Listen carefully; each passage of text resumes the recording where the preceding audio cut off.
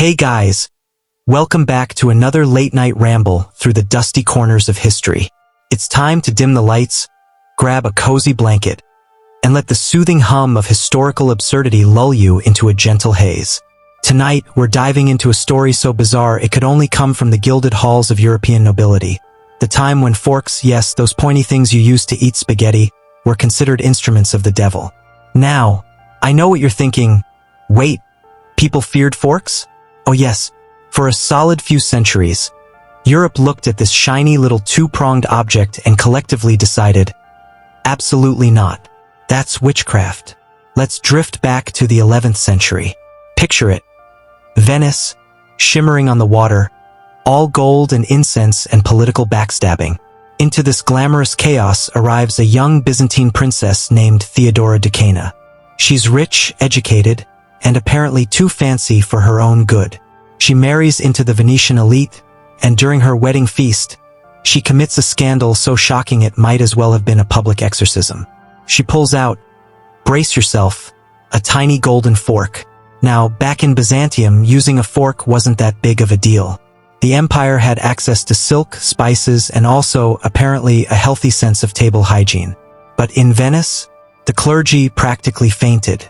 One priest reportedly said that God had given humans fingers for a reason, and to use a fork was to insult divine design, which is a very poetic way of saying, how dare you eat like a civilized person? Theodora didn't exactly help her case.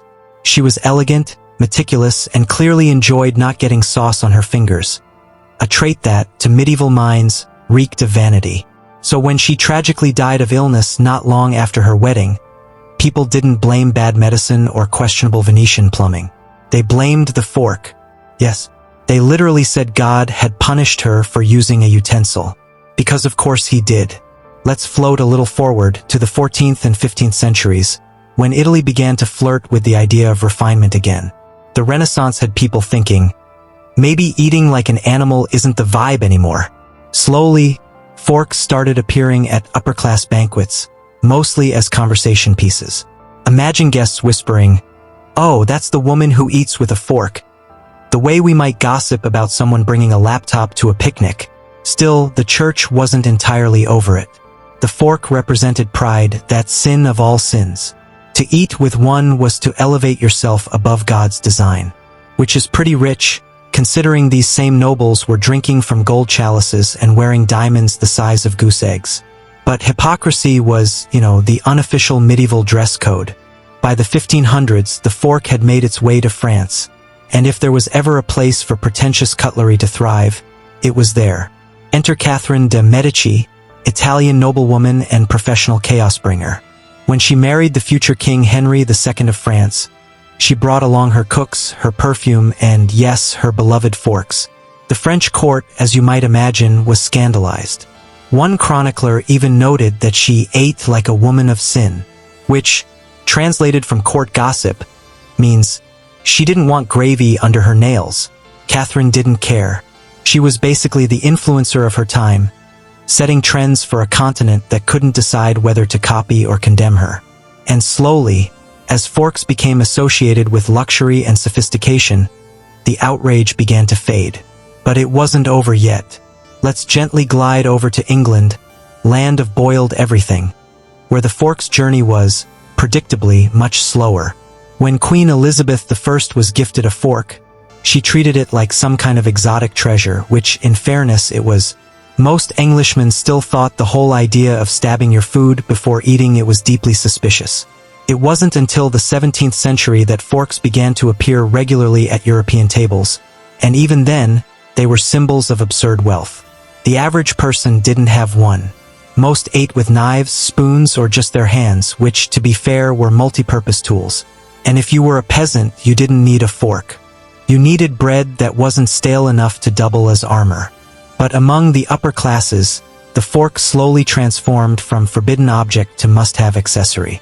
The same people who once called it sinful were now polishing silver ones and arguing about time count. Important stuff. Because nothing says progress like spending 300 years learning how to pick up a piece of meat without touching it. Let's float onward to part 2, where we'll drift into how forks became a status symbol, a hygiene statement, and eventually, the thing your aunt collects in a display cabinet for reasons unknown. Alright, let's stretch out a bit, adjust the blanket, and keep gliding down this wonderfully absurd timeline. Because believe it or not, the story of the fork only gets pettier from here. By the early 1600s, the fork had officially entered Europe's awkward teenage phase. It wasn't exactly feared anymore, but it wasn't fully accepted either. Think of it as the weird kid in class who dressed too well and didn't eat glue. People weren't sure whether to admire it or bully it. Take England, for example, still deeply committed to eating like they were in a tavern scene from Game of Thrones. Sir Thomas Coryate, a somewhat eccentric English traveler, visited Italy around 1608 and came back singing the praises of this new utensil. He started using a fork in public, claiming it kept his fingers clean. Naturally, everyone laughed at him.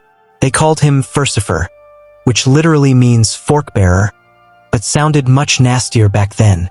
The poor man became a walking meme, all for wanting slightly cleaner hands. But that's the thing about history. Mock someone long enough and they accidentally start a trend.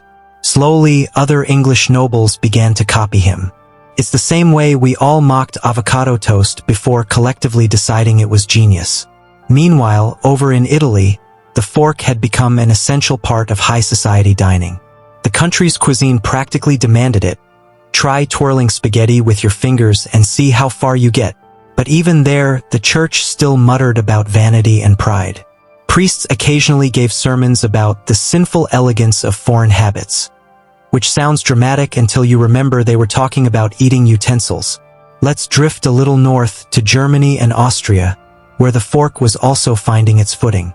Early versions looked more like mini pitchforks, with 2 or sometimes 3 tines, and were made of metal that could rust or leave a taste on the food. Not exactly Michelin star material, but nobles loved them anyway, because they glittered under candlelight and matched their gold goblets. As always, cleanliness was secondary to looking impressive while eating roasted swan. By the late 1600s, something curious began happening. Forks became a kind of social test. If you knew how to use one, you were cultured. If not, well, you probably still wiped your hands on your tunic and talked with your mouth full. Manuals of etiquette began to appear, carefully explaining how to use the mysterious tool. Don't stab. Don't lick. Don't gesture with it mid-conversation. Apparently, too many nobles had been accidentally fencing across the dinner table. And then came the French, once again deciding that if something could be made needlessly elegant, it absolutely should be. French silversmiths transformed the fork into art. For tines, curved just so, polished to reflect candlelight. They even designed matching sets, because heaven forbid your fork clash with your spoon. Louis XIV, the Sun King himself, adored the ritual of dining. His meals were practically theater productions. Courtiers weren't just eating, they were performing refinement. And in that gilded ballet of silverware, the fork finally found its royal endorsement. It was no longer a suspicious foreign object. It was the symbol of aristocratic grace. Of course, the irony is delicious. For centuries, people had refused forks because they seemed prideful. Now, they loved them because they were prideful. The same moral panic, just with better lighting. Still, not everyone joined in. Across Europe, peasants continued eating with their hands for another couple hundred years, mostly because forks were expensive and honestly, unnecessary. When your dinner is bread, stew, and maybe a turnip on a good day, you don't really need fine motor tools. But for the nobles, the fork had become something else entirely, a performance of superiority. It wasn't just about eating neatly. It was about saying, "Look how delicate I am. I'm so refined that my fingers no longer touch food." Which, when you think about it, sounds like the medieval version of a humble brag. By the time the 18th century rolled around, the fork had officially gone mainstream. And like all trends that start with the rich, it eventually trickled down to everyone else, albeit very slowly. People began making cheaper versions out of wood or tin, and eventually, the humble fork became a dinner table staple from London to Lisbon. And that's the oddly poetic end to this centuries-long utensil saga. Something once condemned as unholy became one of the most ordinary objects in human life. The very thing that priests once called an insult to God now sits next to your plate every day. probably waiting to poke a piece of cold lasagna. Because, of course, history is nothing if not dramatically inconsistent. So the next time you pick up a fork, maybe pause for a second, not out of reverence but amusement.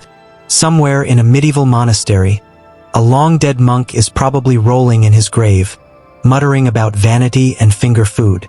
And honestly, he can stay mad.